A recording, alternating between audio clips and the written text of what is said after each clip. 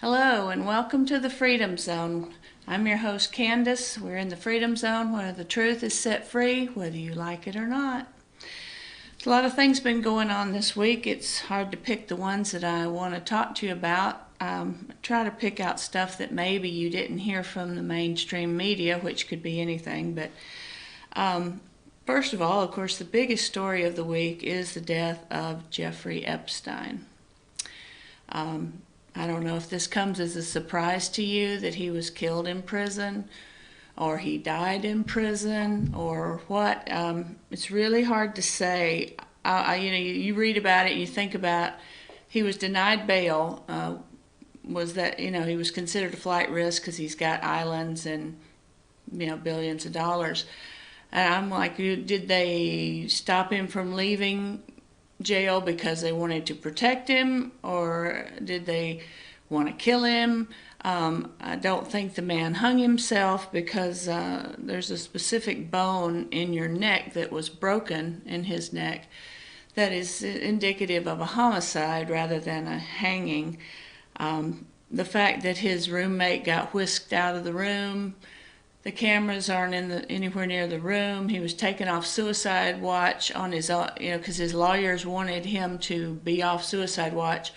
You don't just, that's a psychiatric thing. You don't just say, well, I'm okay, and they let you off. That's the thing that I don't really understand. I don't think anybody does, but let's be perfectly clear. All of the people can get on the TV and be appalled or dismayed or disappointed or upset. We pretty much knew this was coming because of the people that he associated himself with. Birds of the feather flock together and all those old cliches. It has to be the most advanced, acute case of narcissism for these people to believe that they can hurt people like they've done, especially vulnerable young girls. 10, not 10, I think they were 12 and 13 was supposed to be the youngest. My God, that's children. And these are grown men. All of the high-ranking officials and people in power that Jeffrey Epstein catered to, you pretty much had to know this was coming. I was reading Dinesh D'Souza's take on this, and which, as you might know, he got put in jail for about 8 months, and he said he wasn't afraid of the other inmates so much as them finding something in his locker or him killing himself, hanging himself, or whatever. That was what his biggest fear was while he was in prison. And of course, I personally think he was falsely imprisoned. It was because he offended someone on the previous administration who was highly placed, and we know who that is. But that would be, for me, that would be the scariest thing too. Prison doesn't protect you from the criminals. I mean, average criminals go in there to network and come out being a better criminal. It's like going to some sort of HR program or seminar. And, the ones that are highly placed like this man, it's just inevitable. Of course, everybody knows he was very involved with Clinton. And you know what can happen when you're around a Clinton. Ask Vince Foster, excuse me. So it's no surprise, but getting on there and expounding on how upset you are about it, that doesn't really do any good. If they'd been really worried about his well-being, they would have taken better care, and they didn't want to do that. They wanted to have negligence, quote unquote, but it's really, I don't really believe that it's negligence. I believe that it was some sort of a done deal from the time he was arrested. The FBI immediately went to his house, his islands, his whatever all he has, which is quite a bit, and are looking through it. I'm sure somewhere there's a book or some sort of record, like Mr. So-and-so likes this kind of girl, this kind of thing, this kind of deviation, if we could just call it that to be nice. So somewhere there's a book like that, and whoever had this person killed is going to try to get that out of the way too, because it's going to be horribly incriminating. I'm very sorry for the victims, because they had enormous courage to come forward, because a billionaire can have you killed just as he's been killed, you know. So a lot of these women were afraid to come forward because of the fear of repercussion. So I'm really sorry for them, but hopefully they can at least sue his estate for some sort of damages, although that doesn't make it better.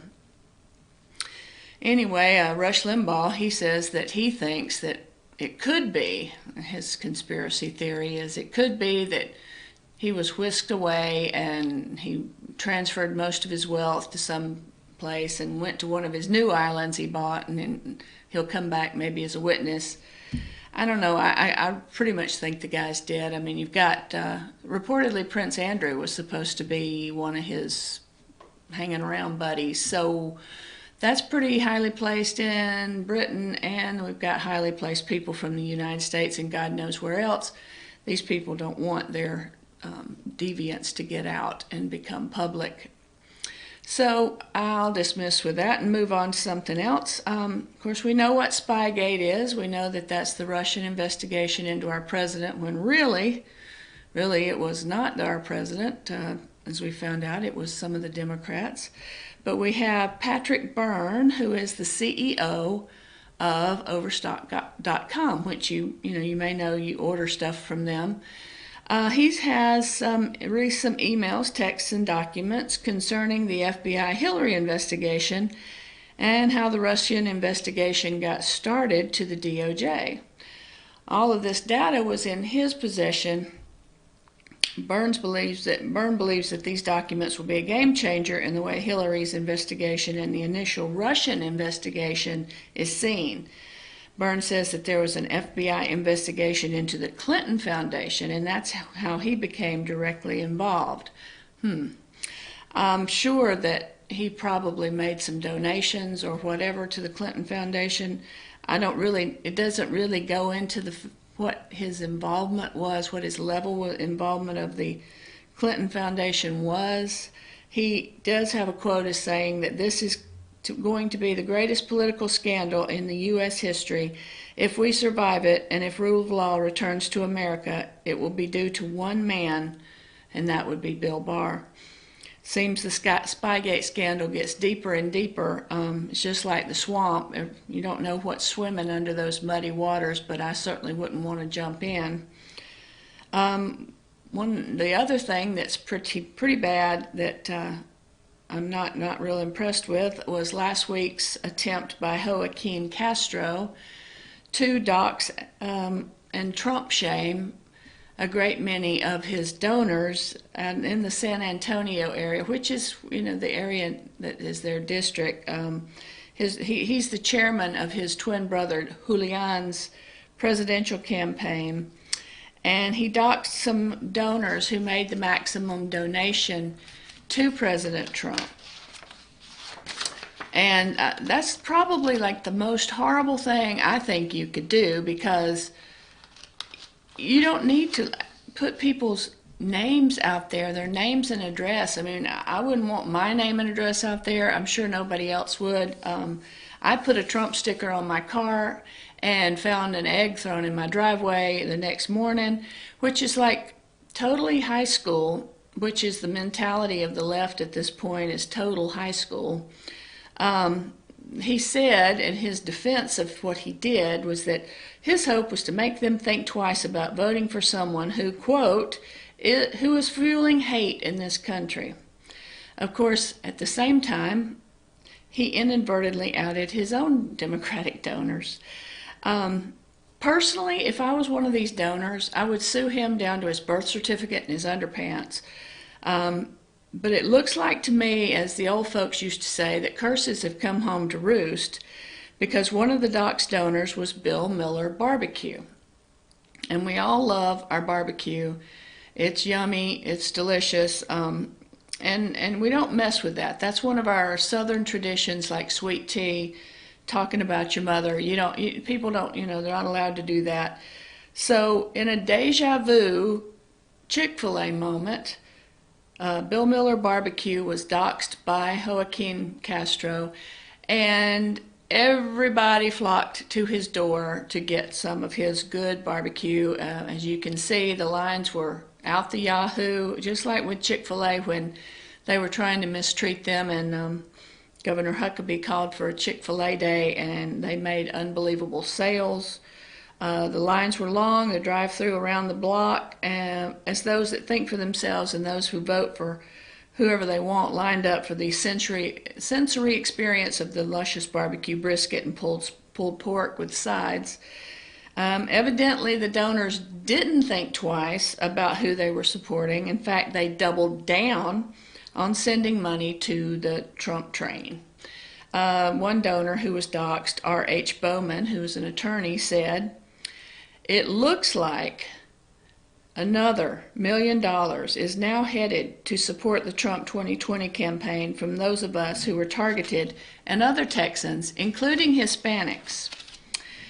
And in fact, Todd Starnes had a feature article on it, and the governor tweeted a photograph of a big pile of barbecue from Texas. Greg Abbott, the governor, they said it looked like a good day for barbecue. These people are calling themselves now the Texas 44, and they're unfazed by this ignorant attempt to call them out as Trump supporters. One of the targeted donors, she wasn't named, she didn't want to be named, but she's a retired woman, said, "I don't think," and I'm quoting, "my Democrat friends are going to vote. They aren't going to vote for Trump, but they are not going to vote for the Democrats." I mean, that's a major burn because, frankly, nobody likes ugly, and that was just an ugly act. The level of narcissism that's running in this country is about eye level at this point, and it just gets old. And the left with their holier-than-thou, woke crap, BS, everything that they come up with, communist, they keep on acting stupid, and that's great because it works for our side. So what we're going to do now is we're going to take a little break, and when we come back, I've got some other interesting news for you. So come back to see the Freedom Zone with Candace in just a few minutes.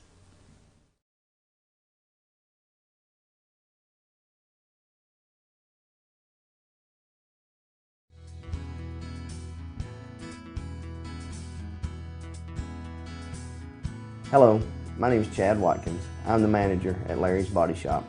We are a family-owned and operated business and have been serving the North Georgia area since 1978. We are located at 1216 Progress Road in LOJ, Georgia. Our shop specializes in collision repair, and we work with all major insurance companies.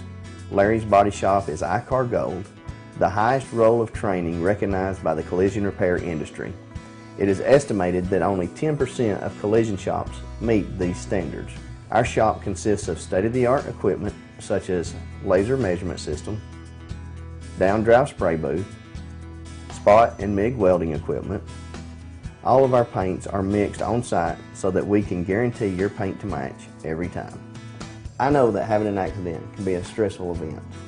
We take pride in making sure our customers are satisfied with the repair of their vehicles.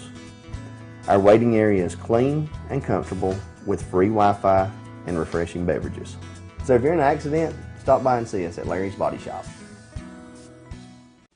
Hi, I'm Rhonda the Mattress Lady, and this is my husband Gary, owners of Mattress Overstocked in LJ next to Walmart. And we want to earn your business. From the time you walk in our door to the time we deliver your new mattress to your door, you will see the difference. Our selection and prices are the best in North Georgia, and customer service is our top priority. So y'all come on in and let us help you find the right mattress at the right price. That's Mattress Overstocked in LJ next to Walmart.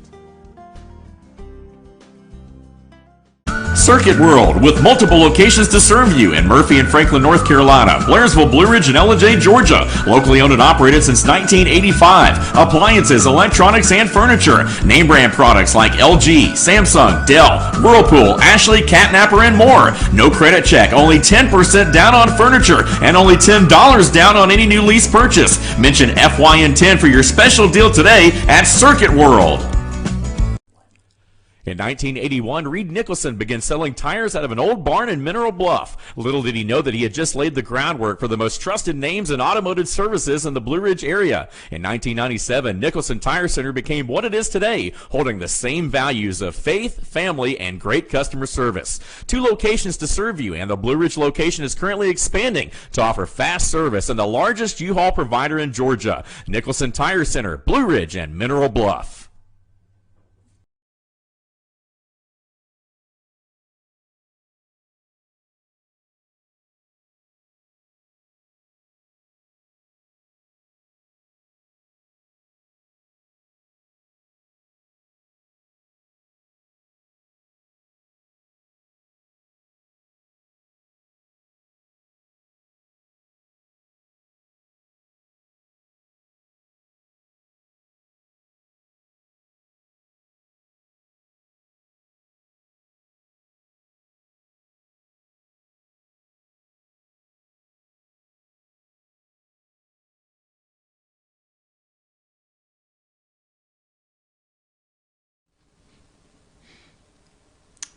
Hello and welcome back to the Freedom Zone. I'm your host Candace. Boy, I'm having a hard time talking today. I'm your host Candace, and I'll be talking to you about some truths we need to set free here in the Freedom Zone. And something came across my desk yesterday, and I found it rather interesting. Now, I'm not advocating that this is 100% true. I don't know that it is. I don't know that it isn't. It seems like they've spent a lot of time and resources making this report. It's something from openthebooks.com in Burr Ridge, Illinois. I'll put the site on my Facebook page later today, which will allow you to look at it and see what you think. This is an unusual topic, too, that you wouldn't think too much about. It's the Small Business Administration. You'd think the operative word is small, right? You know, mom and pop clothier, grocery store, whatever. And you think when Congress gives money to the SBA, that's a good thing because, you know, mom and pops can always use the support. Well, it's according to this report, which I said it's interesting. I haven't gone out and verified everything because it would take a lot of time and resource, but it looks like they've done a pretty good job of it here. They're toadying to large Wall Street corporations and private membership country clubs, which, you know, some of us are part of, some of us aren't. They're pricey. And also large corporations, which should have their own money. Basically, they should be doing pretty well because of this prosperity that has come with the Trump administration. But they've given a bunch of money to them. A lot of them have defaulted, so the SBA has made some pretty bad business decisions on who they gave a loan to. The report says that the SBA is in desperate need of some oversight, and things that the public should be asking are hard questions about why should working and middle-class citizens subsidize these businesses, like private country clubs, during a period of unprecedented economic prosperity. Why are the SBA lending so much to giving out $1 million plus loans? Why is the SBA lending to Wall Street bankers? Why is when the SBA approves a loan, taxpayer money is used to favor one business over another? Is the SBA qualified to make these determinations? They have a lot of statistics about, you know, who they gave loans to and the bad loans that came out. Seems like they are giving to wealthy lifestyle living. 120 million flowed to private country clubs, golf clubs, tennis clubs, beach and swim clubs, and yacht clubs. How many of us have a yacht? Anyone? Across America since 2014. Since 2007, this company's auditors qualified $280 billion going to clubs within these exclusive communities. The Fortune 300, $1 out of every 14 in lending flowed to only 300 companies. See the Small Business Investment Company section of this report. The SBA approved loans to 543,000 to 543 and 81 recipients, because the top 300 recipients flowed into those top 300 recipients flowed $12 billion. $12 billion is a lot.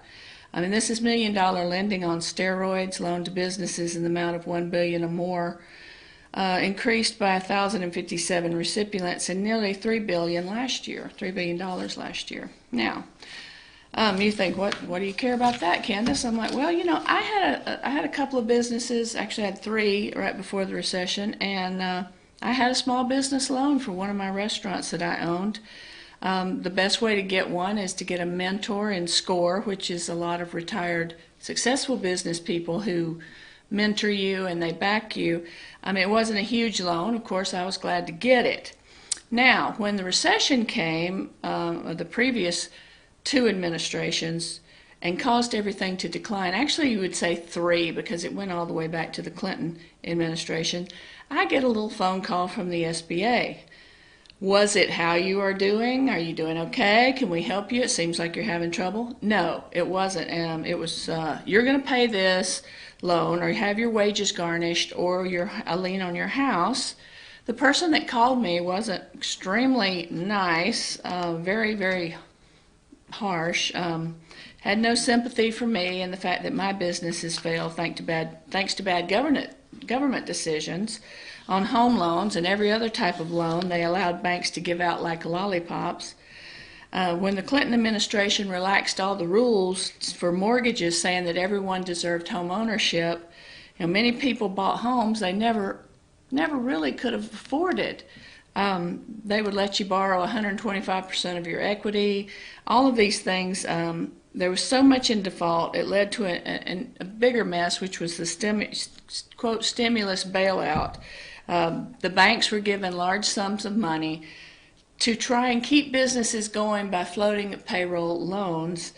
See, the thing with businesses, I worked with one, you know, they would pay you, and then like they would pay the bank off in a week or 2. You know, it keeps their cash flow fluid, and then they just made, you know, the bank made a little money, and it kept the small business going. But as we know, most of us lost our jobs. I was out of work twice in 2010. And before that too, you know, when everything shut down, I lost my businesses. I was also working a job. So the banks got all this quote unquote bailout.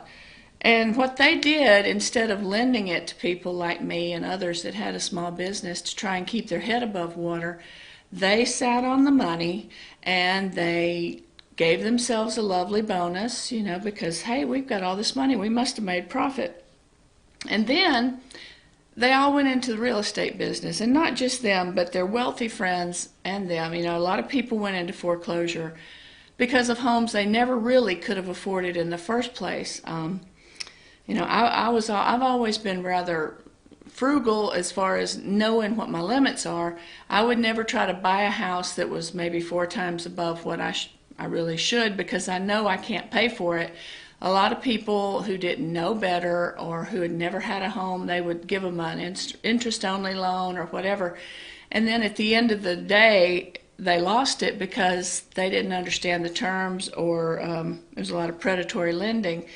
So after everybody went into default, the banks and their wealthy friends started gobbling up a lot of the low-priced homes that had gone into foreclosure, land and commercial property. Seriously, they got it for pennies. So part of this is that really makes me mad, and I know this gives away my age, but the Three Stooges had one of their shows was Niagara Falls. And something had happened in Niagara Falls, and every time they heard that word, they start, you know, this slowly I turn, step by step, you know, going after whoever had upset them at Niagara Falls. Well, for me, that trigger word is Henry Paulson, who at the time was like in the Department of the Treasury in 2005. Now, he was supposed to be looking out for my good and yours. However, he was a big Wall Street guy and had gotten into a government position. So in 2005, he had a little known meeting with a lot of the Wall Street people, hedge funders, and other high rollers.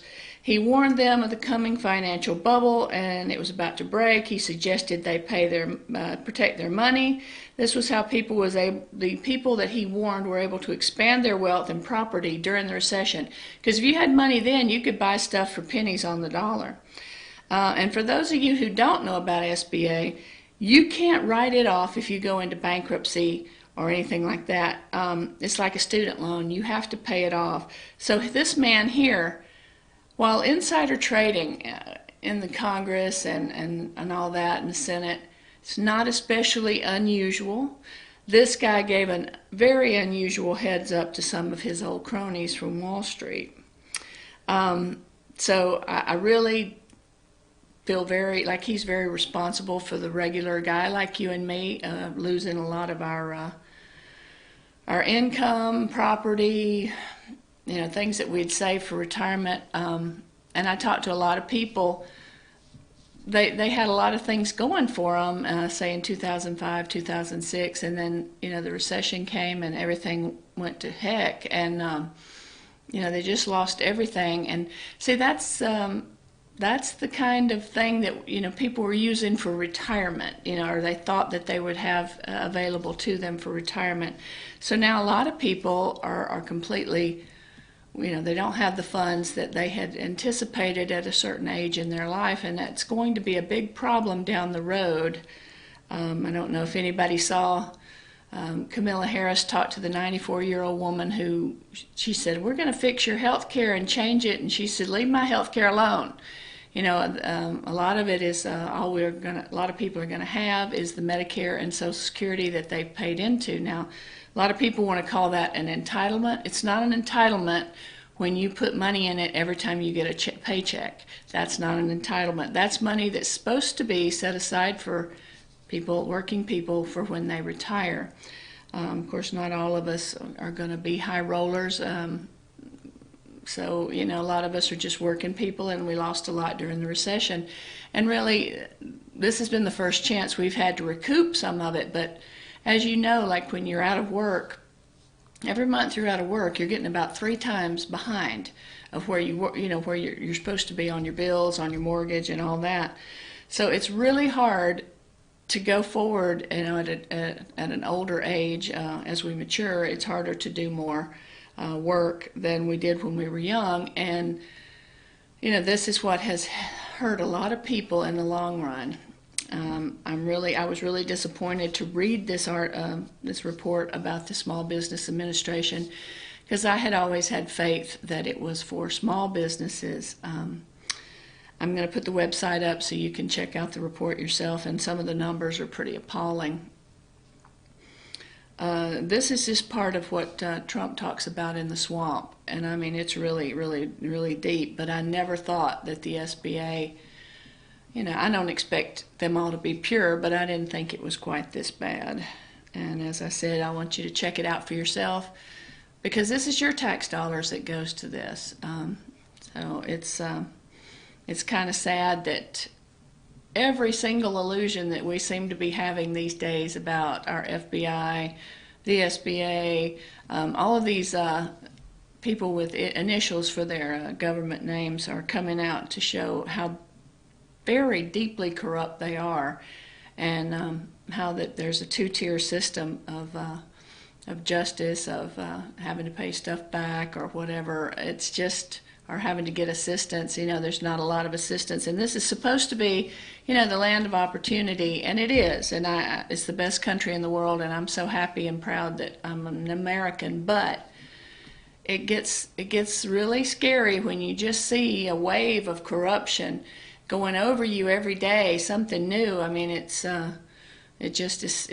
getting scarier and scarier, because the brass, I guess is what you would call it, of these people who have the nerve to go behind our backs, and they work for us. Every single one of these people in Washington, they work for us, and just do horrible, corrupt things. It's just amazing to me every day when I see what they're doing. But I'm so glad that you could join me today, and I advise everybody to Keep informed. Don't believe just anything anybody tells you. Look it up yourself. And join us next week on the Freedom Zone. I hope you have a great weekend. Enjoy the last of the summer. This is your host, Candace, and I look forward to seeing you next week.